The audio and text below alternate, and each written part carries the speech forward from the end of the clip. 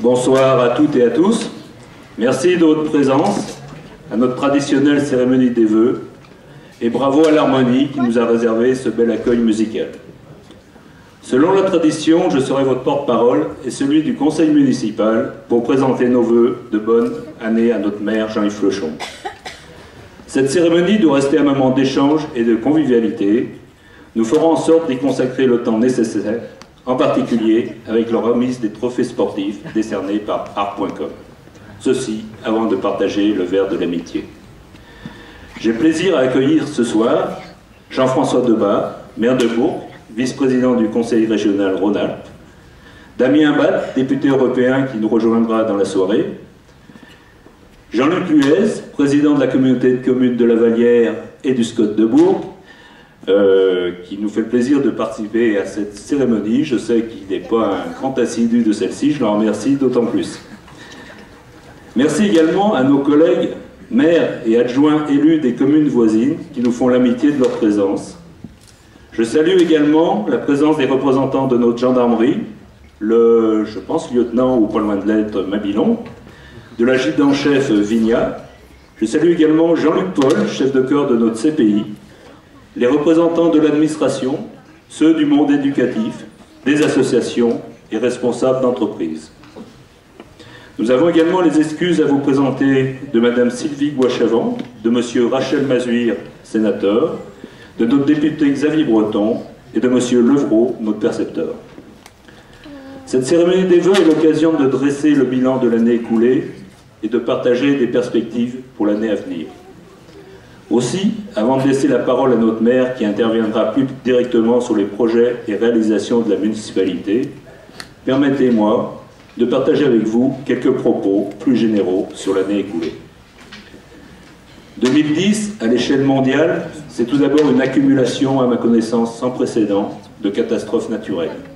Séismes importants en Haïti ou au Chili, éruptions volcaniques, en particulier en Irlande ou à Sumatra, en France, avec la tempête Santia sur la côte atlantique et les inondations dans le Var, mais aussi partout dans le monde, le Mékong presque à sec, de fortes précipitations en Australie ou aux voisines, des records absolus de température, en particulier en Russie, avec à la clé des incendies ayant détruit plus d'1 million d'hectares, des inondations également dramatiques au Pakistan. Nous avons encore tous en mémoire ces images de désolation et de misère humaine. Port-au-Prince transformé en cimetière, l'exode de milliers de Pakistanais avec de l'eau jusqu'à la ceinture, mais aussi à nos portes, le Var ou la Vendée sinistrée. Ceci situe l'urgence qu'il y a d'organiser la lutte contre le réchauffement climatique à l'origine de ces excès. En ce sens, après l'échec de Copenhague en 2009, les accords à minima de Cancun redonnent espoir. Le réchauffement climatique est bien une réalité, qu'au moins 2010 ait servi à convaincre les irréductibles et qu'à l'échelle mondiale se mettent en place les politiques de prévention limitant les émissions de gaz à effet de serre. Ceci permettant de donner du sens aux engagements de nos collectivités territoriales dans l'établissement du plan climat territorial et l'amélioration du tri et du traitement des déchets. 2010, c'est aussi la confirmation d'une nouvelle donne économique mondiale. Croissance forte des pays émergents, Chine et Brésil en tête, et pour la première fois, la part du PIB industriel des pays de l'OCDE qui passe sous la barre des 50%. La prépondérance des pays émergents est acquise et va s'accentuer dans les années à venir, car l'Europe ou les États-Unis vont aborder une période de faible croissance. En effet, les séquelles de la crise, l'énorme masse de dettes accumulées et les niveaux élevés du chômage ne se résorberont que lentement. Au niveau mondial, les équilibres ont changé. Pékin et Delhi détiennent désormais autant les clés du futur que Washington ou Paris. Les nations du Sud utilisent leur classe moyenne, forte de plus d'1 milliard d'individus, comme moteur de croissance, avec comme risque principal celui de la surchauffe économique. À chacun ses problèmes. Si Pékin a investi une partie de ses réserves de change en une obligation d'État européen pour aider l'Europe à résoudre sa crise de dette, des garanties plus fortes sont dorénavant sollicitées pour s'engager davantage. En Europe, la question de la dette publique va dominer et contraindre les politiques économiques, Les crises grecques puis irlandaises ont mis en lumière les limites de l'union monétaire actuelle. L'Europe n'a pas su apporter des réponses cohérentes et a laissé les marchés semer la panique en Grèce, au Portugal et en Irlande. Le continent européen apparaît à la limite de l'implosion en s'excluant de la reprise mondiale avec une crise financière et monétaire qui lui est propre. À l'exception de l'Allemagne, les autres pays ont d'énormes difficultés à s'accommoder d'un euro fort. L'Europe doit se reformer rapidement et relancer son intégration. En dotant la zone euro d'un véritable pilotage macroéconomique et en reprenant à la main sur la gestion politique de sa monnaie. Nous formulons des vœux pour qu'en 2011, les dirigeants européens soient à la hauteur de leurs responsabilités pour conserver les acquis de la construction européenne et éviter à l'Europe de s'installer dans un état léthargique. Tant qu'il y a de l'inquiétude, il y a aussi de l'espoir. En France, le faible niveau de croissance, 1,6 pour 2010 et sensiblement le même niveau en 2011, associé à un niveau élevé de chômage, entre 9 et 10%, un déficit public de 7,5% du PIB, ont conduit à l'adoption d'une politique de rigueur pour tenter de réduire ces déficits.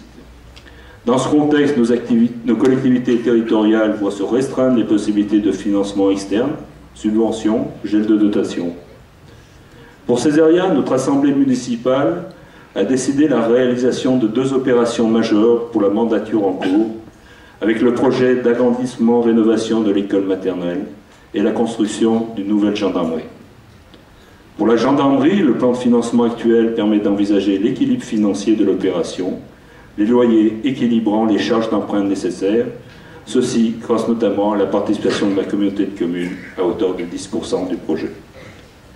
Le projet d'agrandissement-rénovation de l'école maternelle mobilisera une part substantielle de notre capacité d'autofinancement net et contraindra par ailleurs notre collectivité à des choix drastiques concernant les autres projets. Cette réalisation nécessitera un recours important à l'emprunt et donc de nouvelles charges de remboursement, sans que nous disposions, en contrepartie, de recettes nouvelles, puisqu'à contrario, notre collectivité supportera des coûts de fonctionnement supplémentaires.